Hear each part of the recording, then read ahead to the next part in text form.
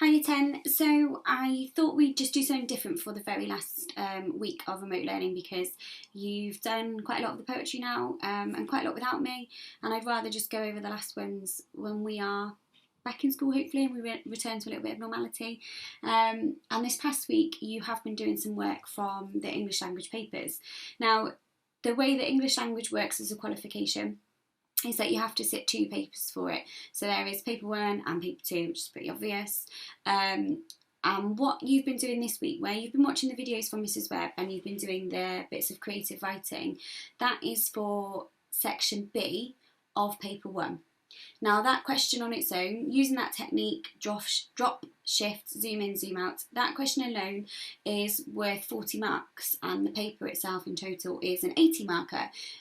So I just want to spend some time doing the reading section with you. Now I know it probably seems a little bit crazy to start something completely new, but actually some of the bits you can go through quite easily really on your own with a little bit of guidance. The resources that you need in order to go through these questions with me are all attached to today's work on Show My Homework. If you haven't got that, then we are going to be using the Alex Cold paper. It is one of the mock papers released by AQA, and we're going to use that as our source material. So please don't worry. Now, the materials that you will need the source material that looks like this, the insert, and it's got one extract on it, and you also need the answer paper as well, which looks like this, and it's quite a large document and you go through. Now before you worry about this, that you worry that you haven't got a printer, that doesn't matter. If you haven't got a printer, it really doesn't matter, because what you'll do, you'll be able to read the source material on your computer or on your tablet or on your phone, and then you can just do the answers in your book. If you do have the luxury of having a printer at home, I personally don't, but if you have the luxury of having a printer at home, then you can print off the answer materials and you can do the questions in the book as I do them. There is quite a lot of pausing in the video, and I will tell you when to pause so that you can go on and do bits. But throughout this week, so through the 3 lessons that we've got this week, I am going to take you through some of the questions that you will find on English Language Paper 1 reading section. The only things that you need for this is your source material, either as a hard copy or electronically. You'll also need a highlighter and you will just need a pen, obviously. So let's get going with that. Okay guys, so as I've just explained, we're going to be looking at this paper, so you want this one right in front of you. So take the cover sheet off and let's just have a look at the very first question on the paper. Now, it says at the top you're advised to spend about 45 minutes on this section. We are actually going to spend about an hour on this section in total, so you can either just write it on the paper with me or write it in your book. So we're going to spend an hour on section A, because I think that's what you need. But let's look at question 1. So question 1 is essentially a comprehension question. It's a recall question and it asks you to pull things out of the source. It's very straightforward. It's just assessing whether you're able to read a text and pull information from the text. So it's nothing to get panicked about at all. Now, it's only worth 4 marks. And for this question, we are going to spend no more than 5 minutes. So I'm just going to write here, no more than 5 minutes on this question. If you spend any more than 5 minutes and you become sort of obsessed with the question, then you'll run out of time on the others, and the others do need more time. So even if you've only filled out 2 lines, after 5 minutes you must move on. You just leave it, move on, and then if you've got time at the end, then you would come back to check it, okay? But there's no more than 5 minutes on this. Let's look at the question very carefully. So, read again. Do not be thrown by that word again. You are not going to read the source before you look at the question, okay? What you are going to do is go straight to question 1 and find out what you need to do, and we're going to read the source in sections depending on what the question asks us to do. So don't be thrown again by that, okay? So it says here you're going to read lines 1 to 5. Now that's not very much at all, but I'm going to get my source material And this is what I'm always going to do, and I'm always going to get you to do it. I look where, I mean, Nature is ever so helpful and they tell us what the line numbers are, but I need to bracket off lines 1 to 5, which is just that bit there. And I should see you being able to draw a bracket around it and write question 1. That's going to show you that you can only use this tiny little first mini paragraph. So whatever lines question 1 tells you to use, you only use those. You don't use this. This is what we would call a context box. You don't use this at all. You can read through it so that you know what the source is about, and I advise you to, but you cannot use any information from this box to do your answer. Okay? So it says read again from lines 1 to 5. So we've already sectioned that off. Now let's see what the question wants us to find from lines 1 to 5.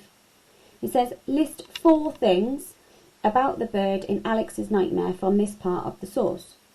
So list 4 things about the bird in Alex's nightmare. So it's not asking me to list 4 things about Alex. It's not asking me to list 4 things about his bedroom or his house or about what he ate for dinner. It is only asking me to list 4 things about this bird that is in Alex's nightmare. Okay, so I have to go back to my source material now, and I have to find 4 things about the bird. Alexander Cold awakened at dawn, startled by a nightmare. He had been dreaming that an enormous black bird had crashed against the window with a clatter of shattered glass, flown into the house and carried off his mother. In the dream he had watched helplessly as it clasped her clothing in its yellow claws, flew out the same broken window and disappeared into a sky heavy with dark clouds. So I need to list 4 things about the bird. So I'm going to have a look here. My first thing that I notice is that the bird was enormous. I'm just going to put a little number 1 next to there. I noticed that the bird was enormous. What else do I notice about the bird? I know that the bird was black. It was a black bird. That's my second thing. Now you might be thinking, this is so basic, miss. I'm literally finding a couple of words, but that's what it needs to do. So at this point now, I'd like you to pause the video, and I'd like you to find me 2 more things about the bird from this source. So pause the video now and highlight your source material, or write down in your book 2 more things that you found out from lines 1 to 5 about this bird. Once you've done that, then you can press play on the video and you can see what I do. So hopefully by now then you've gone through yours and you've found out some things. So I also could have had it crashed against the window. That would be another thing. I could have had that it shattered the glass if I wanted to. I could have had that it flew into the house. That the bird carried off Alex's mother. He had watched helplessly. I could have had it had yellow claws.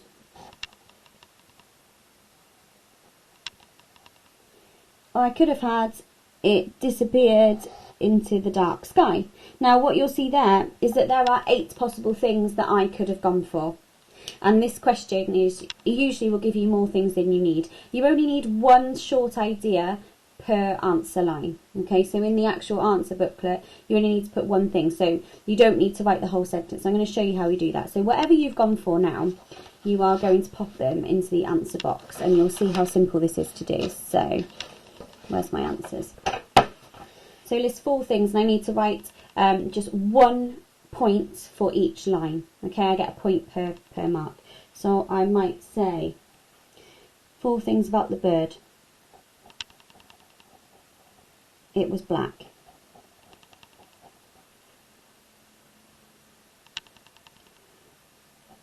The bird was enormous. And at this point, I'd like you to pause the video again and add your 2 next points that you found.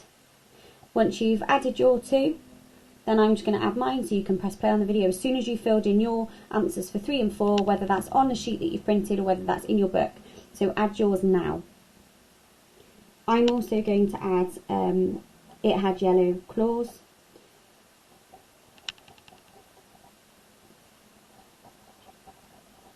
And I'm also going to add that the bird crashed against the window. And if I'd done that in the exam, the examiner would give me 4 marks out of 4. Now what you can see is that I haven't written, which could be a temptation for some students. If you look at the source material, I haven't written it was an enormous black bird. In the first one, I've split them up. It was enormous, it was black, because they can count as 2 separate points. So just be aware of that. So if I did this in the exam, I'd get 4. I think it's also a really good idea to look at the mark scheme for things like this. I've got the mark scheme ready to hand here. And it will says here very, very clearly for examiners, give 1 mark for each point about the bird. And it says there, responses must be true. So you can't make it up. You have to use the word enormous. You can't say it was big. Okay? Responses must be true and only taken from lines 1 to 5. Responses must relate to the bird in Alex's nightmare, because there might be another bird, you're not sure. You may quote it or paraphrase. I think it's always a good idea to use the exact words. And essentially there, if there's anything else that you've used that the examiner hasn't written there and the examiner reads through the source and it's true, then they can give you the point, okay? So it's just 1 point per mark, and that's that. That's question 1 done.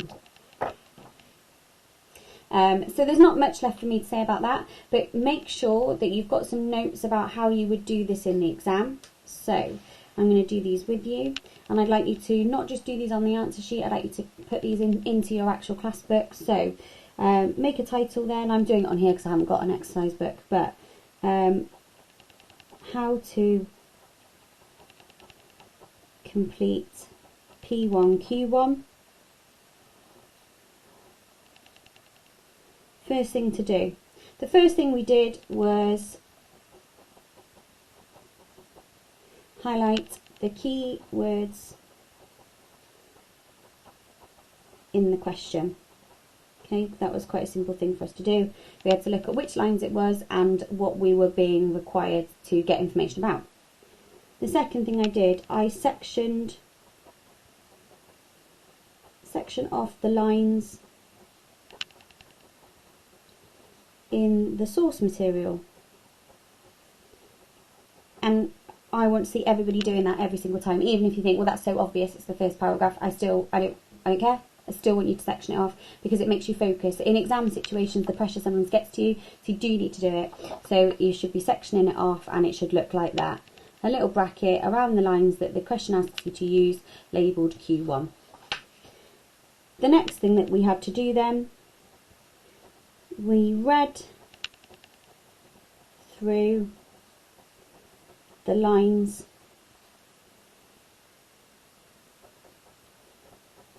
highlighting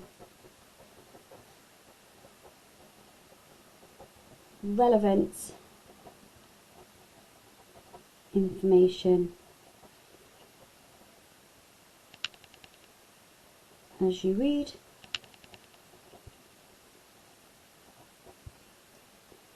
Now I numbered mine there, didn't I? Like enormous, black, crashed against the window, shattered glass. You don't have to number them. You can, highlighting's enough. It's however you work best, because you could just get to 4 and stop reading. I wouldn't suggest you do that, but you could. And then number 4, you're obviously then going to put the information